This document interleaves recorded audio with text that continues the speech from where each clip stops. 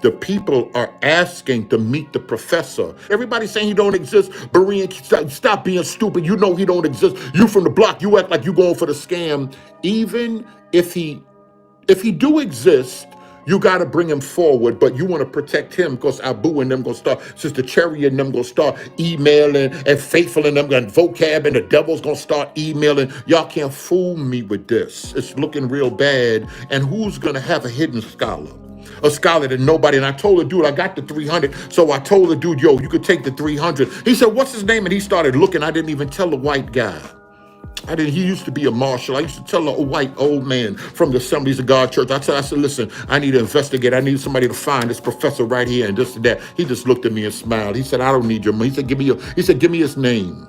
He said, I don't need, and from what I told him, the little bit I told the white man, he said, I don't need it. He said, I won't even take your money. He said, that man don't exist. My hand is on God's Bible. My hand is on God's Bible. He said, that man don't exist.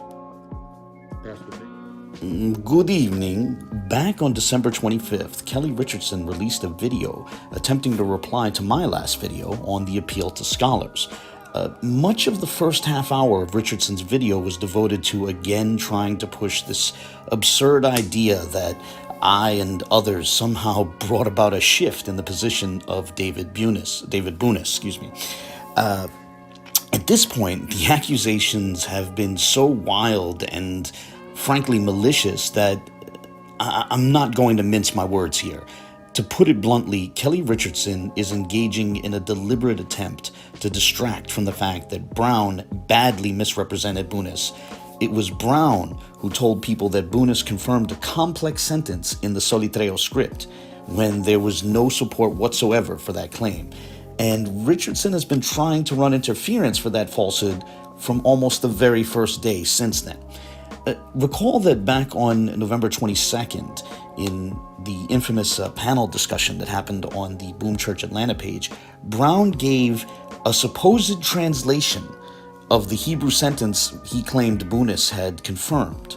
Take a grasp of Yah or God, Israel, with a bass voice. However, while he gave the translation of that alleged sentence, he never provided the actual Hebrew sentence itself. He never gave us the Hebrew sentence that he was allegedly translating. And when I asked in a comment on that video for the precise sentence which was translated, Kelly Richardson entered into that same comment section and tried to change the subject to focus instead on how offended he allegedly was. And as I said, he was deliberately trying to draw attention away from the request for the alleged sentence, for the alleged string of characters, that they supposedly provided a translation for. And he also went on to declare that no one would provide me with any information. And essentially, no one's going to give me the string of characters that they were translating. Apparently, it's a secret. It's embargoed. So many secrets with these guys. Of course, that was a bluff. We know that now. He wasn't making a decision to embargo an existing sentence. Rather, he knew that they had no such sentence, and thus he was trying to come up with an excuse to cover for Brown's inability to produce any such sentence. So even before any of this controversy over Bunis's clarifications had come out, Kelly Richardson was already consciously trying to distract from William Brown's falsehood. That's been the motivation, even if the precise objections have changed over time. Now, it was after it had become clear that they had misrepresented Bunis that Richardson then tried to take this new approach of claiming that we somehow swayed Bunis away from his previous position. But it should be obvious that the reason Bunis asked them not to cite him as a supporting source is precisely because of how badly Brown had misrepresented him. Richardson feigns being worried about one person mentioning Israelites in an email to Bunis, but he should be addressing the fact that Bunis did not agree with the claims Brown made about him from the start. That's the salient issue that they're trying to sweep under the rug with all these distractions. As for why that one guy mentioned Israelites, as was covered previously, it was because his former students, under the influence of Brown's video, connected claims of Israelite ancestry to the question of the pews, when, those two things should have been kept separate. Richardson also thinks that I don't know if he really thinks this, he at least outwardly claims to find it significant that the author of that email had clicked like on the Facebook pages of Eric Mason and Vocab Malone and others. But honestly, that too is likely explainable in light of him having former students with Israelite leanings. Richardson wants to pretend that trying to explore the other side of a topic is automatically nefarious. That seems to be what this is about. It's sort of designed to say that if you show any interest in what the other side is saying, you're automatically some sort of a monster. But again, all of this theatrical pearl clutching is just a deliberate attempt to draw attention away from how badly Brown misrepresented Bunis. And for that reason, honestly, at this point, I think this has all been quite shameful.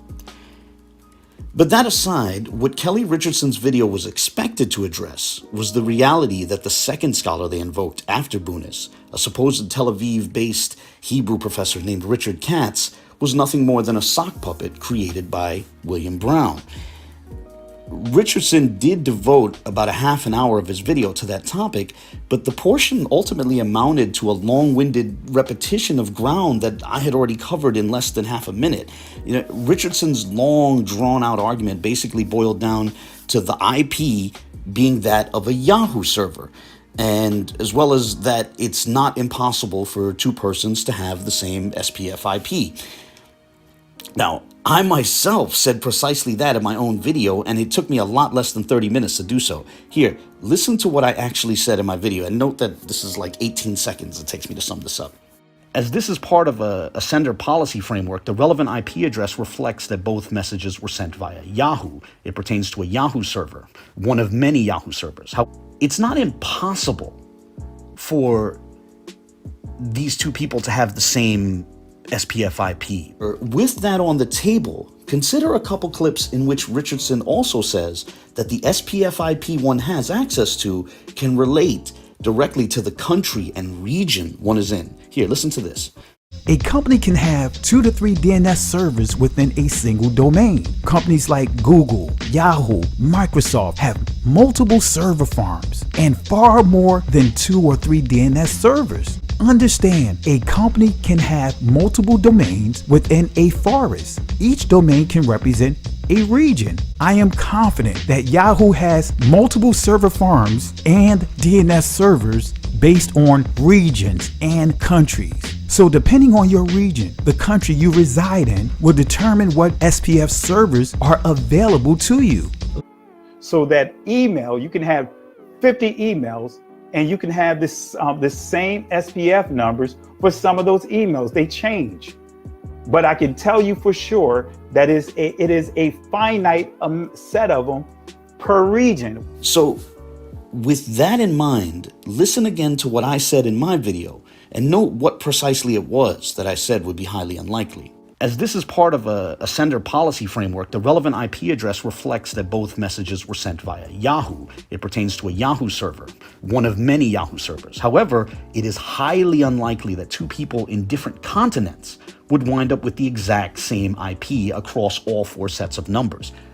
So even if we go by Kelly Richardson's recent videos, it seems less plausible that 2 men in Atlanta and Tel Aviv would wind up going through the exact same SPF, the same sender policy framework, sending their emails through that. Humorously, some who are attempting to defend Brown have sensed this and have proposed that perhaps Katz just coincidentally happened to be visiting the United States when he wrote that email. Yeah, so many coincidences. That's going to be the theme of this. But ultimately, that section on the IP, in Richardson's video, it attacked a straw man and it ignored the larger argument. Although others focused on specifically the IP, my video never rested the argument on the IP alone. Rather, that was merely, a de facto cherry which sat atop the collection of curious coincidences. By ignoring most of the spectrum of issues and how they fit together, Richardson essentially failed to address the argument. They have a whole IT class. IT class ain't addressed nothing. Y'all could fool them. That IT class ain't addressed nothing that was the charges from Abu. Pastor Kelly. So let's go over the fuller argument, though this time let's do so with a few new examples mixed in. The first glaring problem is that there is no trace whatsoever of this Tel Aviv-based Hebrew professor named Richard Katz.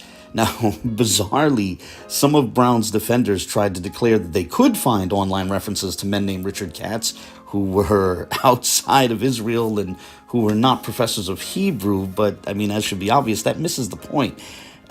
We're talking about specifically a university professor who is a scholar of the Hebrew language, who is based in Tel Aviv, and who is named Richard Katz.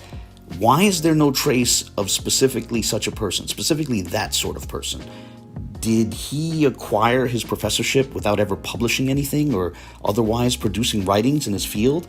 Isn't it alarming that the only source we have for the existence of this person is William Brown? If his name is out there, his occupation is out there, you verify the whole thing by showing me what he did, what he's done in the scholastic world.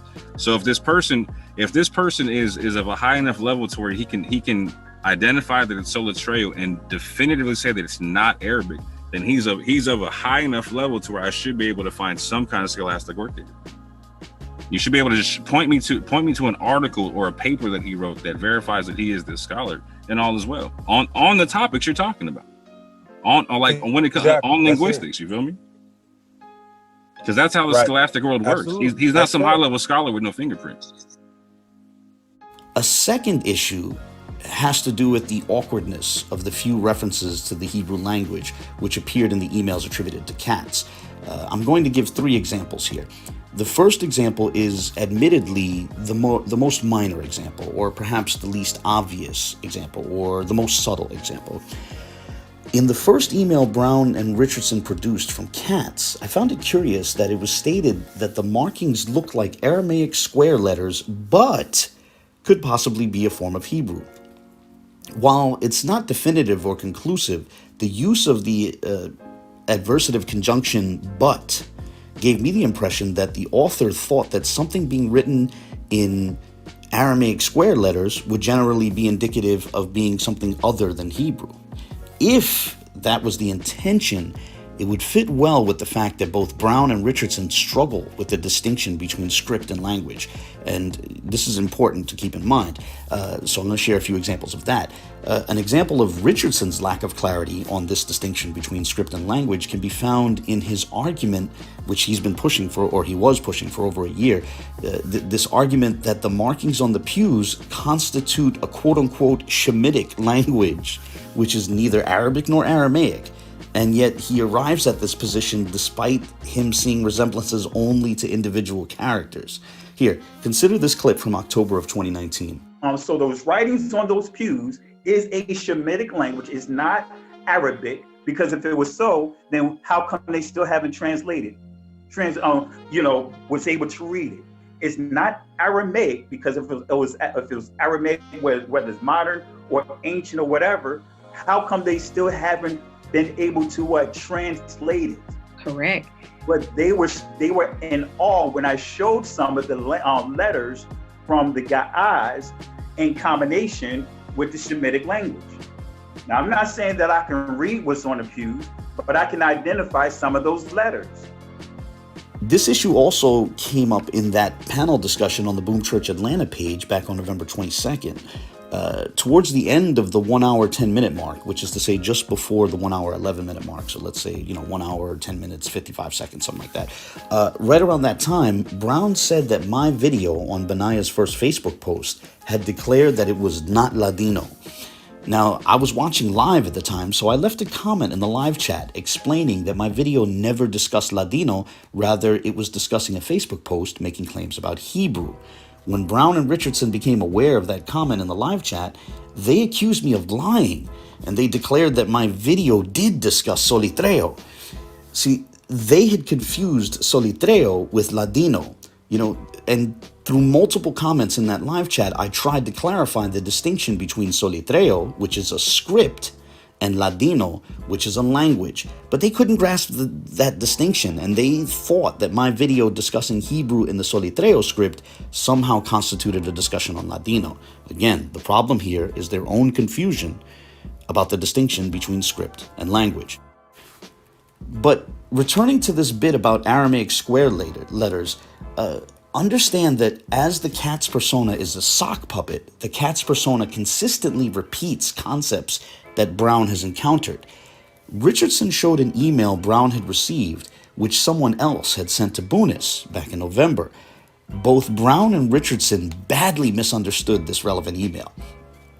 This part honestly could warrant its own video, but I'll try to cover it briefly here.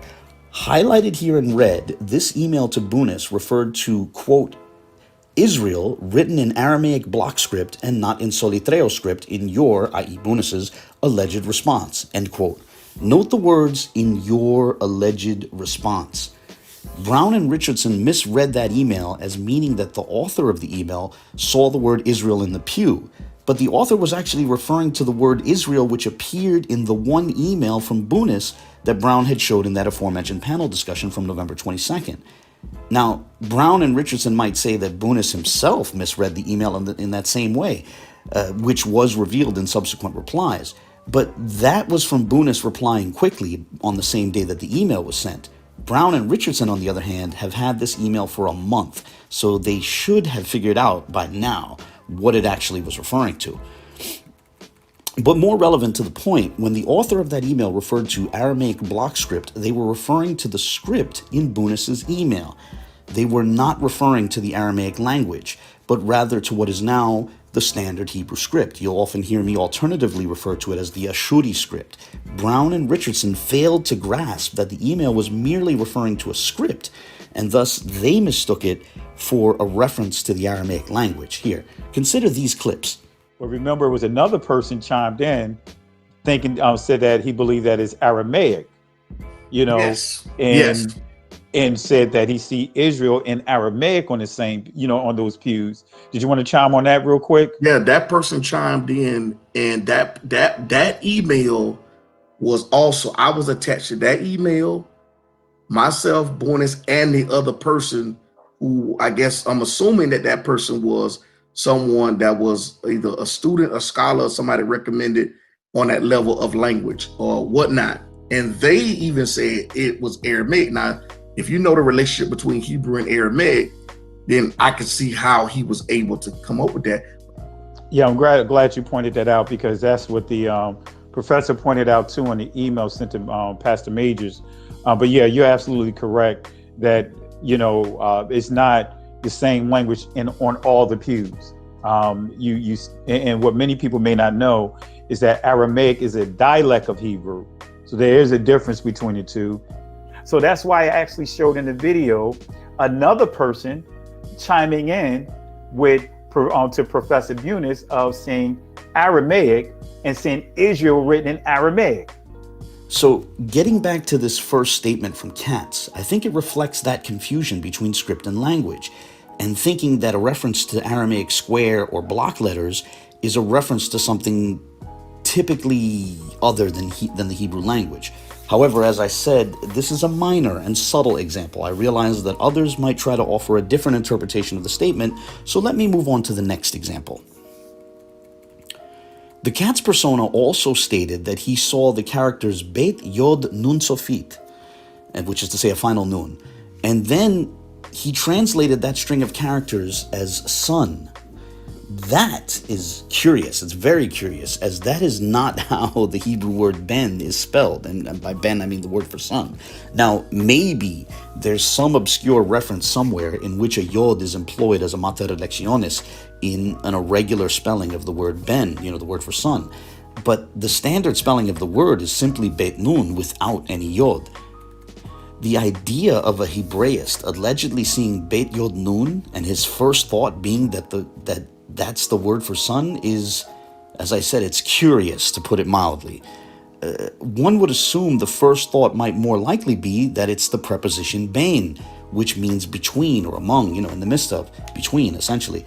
Yet Katz doesn't even mention that possibility, nor does he touch on how extremely rare such a spelling for ben, as in the word son, would be. That's strange. Now, let's consider the third example.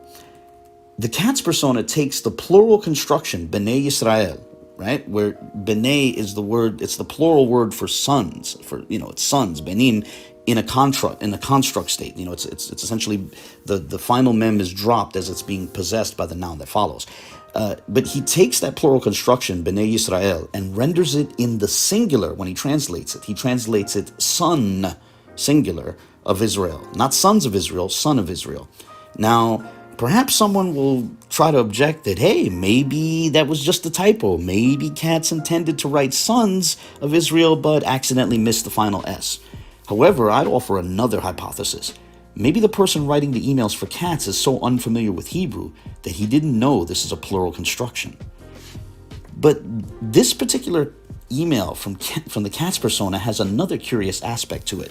To show what that is, let me play Brown reading the fuller email. And as you listen, note how it mentions both the string of characters Bet Yod Nun and shows the string of characters Bet Nun Yod. Good morning, William. Regarding your last question, as I stated, Bet Yod Nun Sofit can be seen using Hebrew square letters, and after reviewing what Benayah presented using some betrayal, those markings are extremely close. And one could conclude the words he translated from those markings are strikingly close in comparison. My conclusion regarding the pews, the words Bnei Yisrael, or son of Yisrael, or simply Yisrael, should be noted. Listening to that and reading that, one is left to wonder, wait, did the Katz persona claim to see both the string of characters Bet Yod Nun and the string of characters Bet Nun Yod? And being that the Katz persona translated both strings of characters as son in the singular, might this actually be a case where the author fumbled and confused the two strings of characters? In short, is that a reference to two different strings of characters or a single string of characters? Humorously, we'll probably never know the answer to that question, as it has been made clear that neither Brown nor the Katz sock puppet have any intention of showing the precise markings that allegedly contain the relevant string or strings of characters. The Katz persona went out of its way to preemptively state that it is too busy to get into the quote-unquote breakdown. And by the way, does anyone else find the use of the word breakdown worthy of at least a smirk here? But that term aside, honestly, this seems like a bluff. If the emails have a sort of built-in literary device designed to provide an excuse, a ready-made excuse for not showing where in the markings the alleged text appears. This character of Richard Katz, he literally took more words to say he wouldn't give the explanation than what it would take to actually have given the explanation. Exactly. And go back and look at that email. Excellent. It's a hella long email about how much, why I will not answer the question. I'm too busy. I got this going on. But bro, all that scholars shorthand information. That's what they specialize in, is shorthanding the information. Wow. And so in his response to Abu, right, which is curious in and of itself, just the way it went down. Yeah. Again, there's more sentences there explaining why he's not going to explain. Now, I'd like to turn to the third issue. You know, we're moving on from that, from the Hebrew, the curious handling of Hebrew, on to the third issue, which is that Brown and Katz have and had curiously similar writing styles. Examples were already given in my previous video, but in Richardson's video, he was kind enough to share yet another email from Katz to Brown. And this is likely to be the last email we will ever see from the Katz persona, as it seems clear that the author intends to, shall we say, kill off the character, if I can put it that way.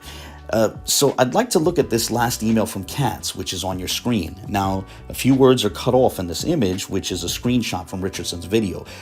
Moreover, it might otherwise not be legible if you're viewing this from a mobile device. So I'd like to first quickly share a clip of Kelly Richardson reading this email. Greetings, William. This week I received several emails inquiring about my conclusion regarding the pews. And I must be honest, many of those emails were not happy about it. In fact, last week I received an email from one particular individual asking for my credentials and place of employment, in which I shared with them. And earlier this week, I was informed by the university that someone emailed the administration stating that I was promoting and associating with a Hebrew Israelite hate group in the United States. I'm writing you to inform you, and I wish you nothing but success on your journey in reference to the pews. But at this time, any translating of any future pews or projects I won't be involved in. In regards to the pews that you sent me, they are recorded and on record regarding Sola Trio and Hebrew Square. I stand on my conclusion, but this email will no longer be accessible.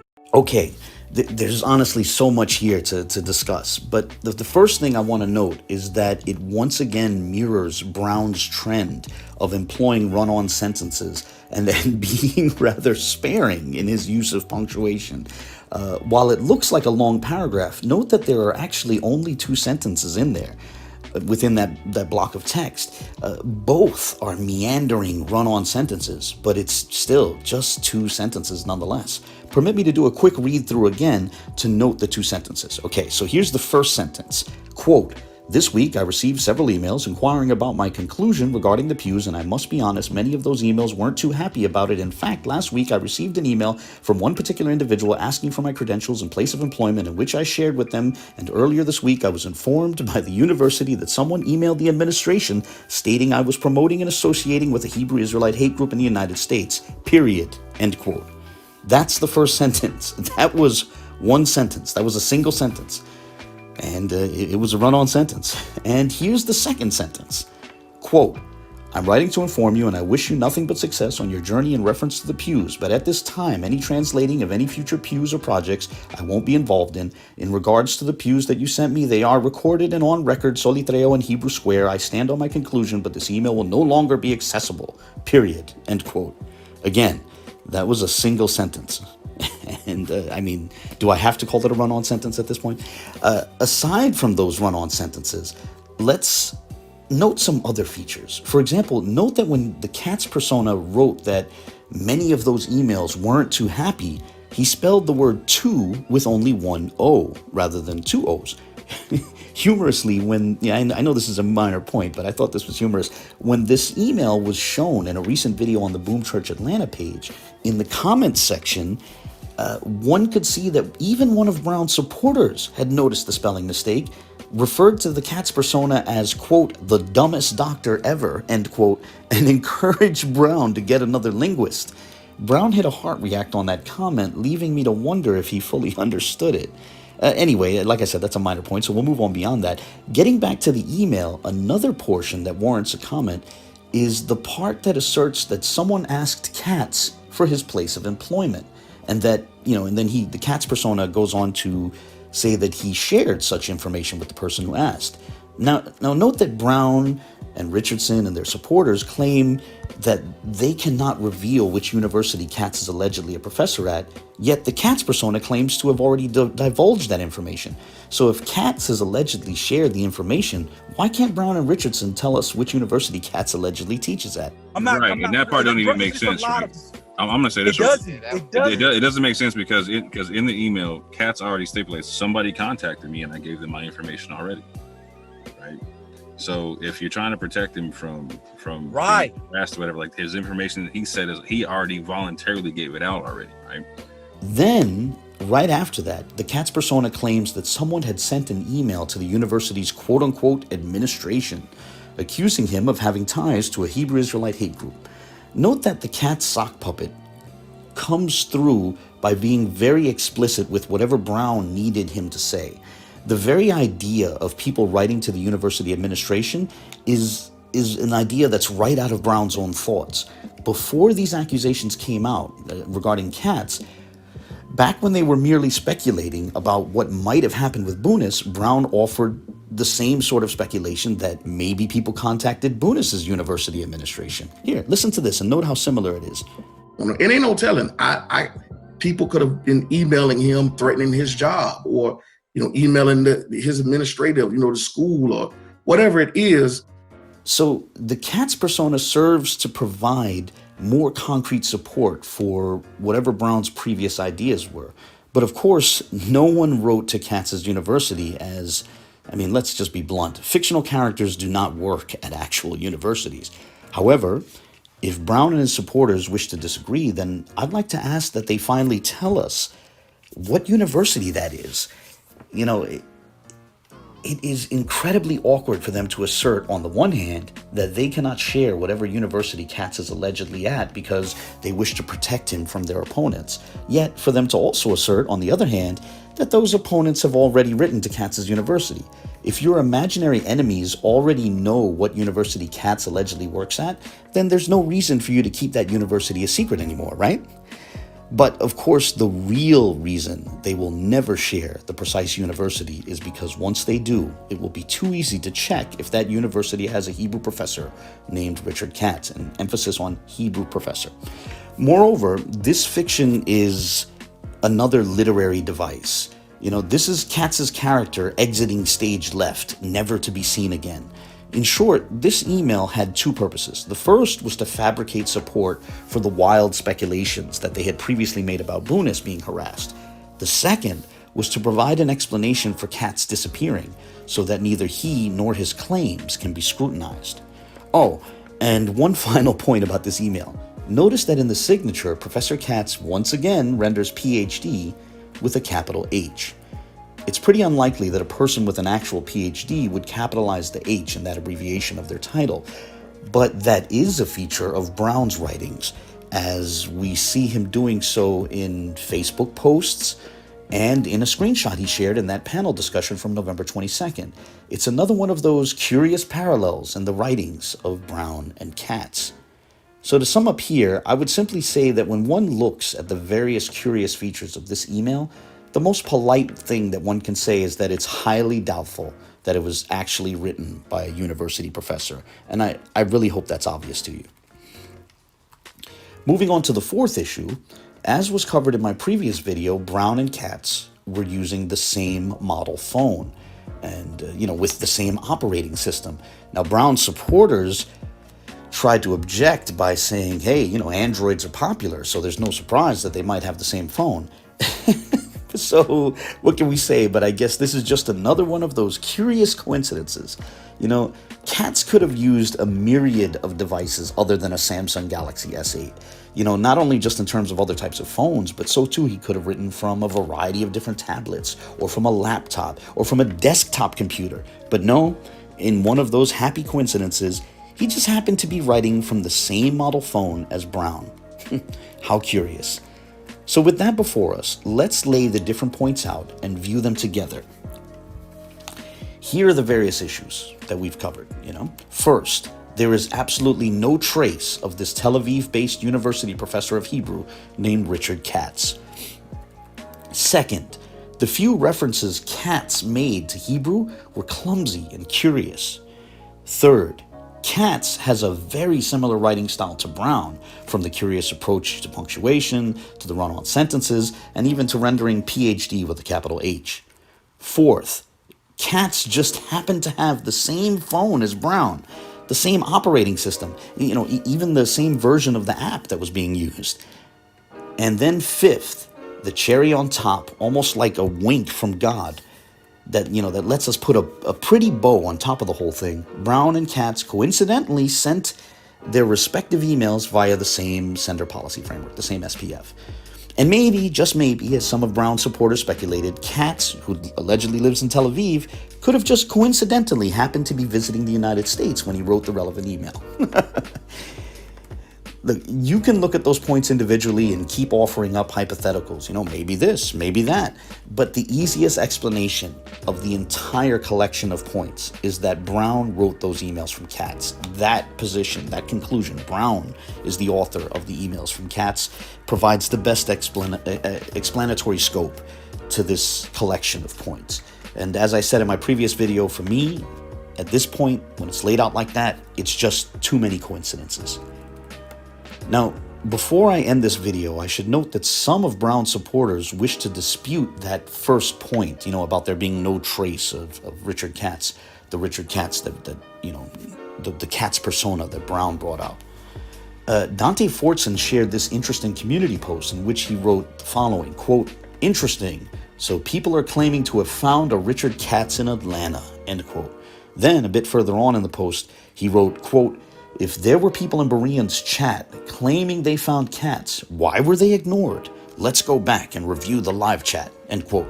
And then a bit further on, further still, he wrote, quote, If chats are intentionally being ignored to push a false narrative, then we have to assume Berean is in on it. End quote. Now, I know Dante wants to say that he wasn't taking a position on the subject, but, insinuating that Berean might be in on some sort of conspiracy is pretty strong language. And then Dante shared this video. So let's look at a salient clip from that video, which Dante felt was interesting enough to share. This clip will run for slightly over 2.5 minutes. Here we go. But I just want to know, you got Abu, faithful to God, you got Berean, then you got Berean said he tried to give a man $300, a private investigator or something he said in there, $300 to find this Richard Katz guy. And he said that and nobody could find him.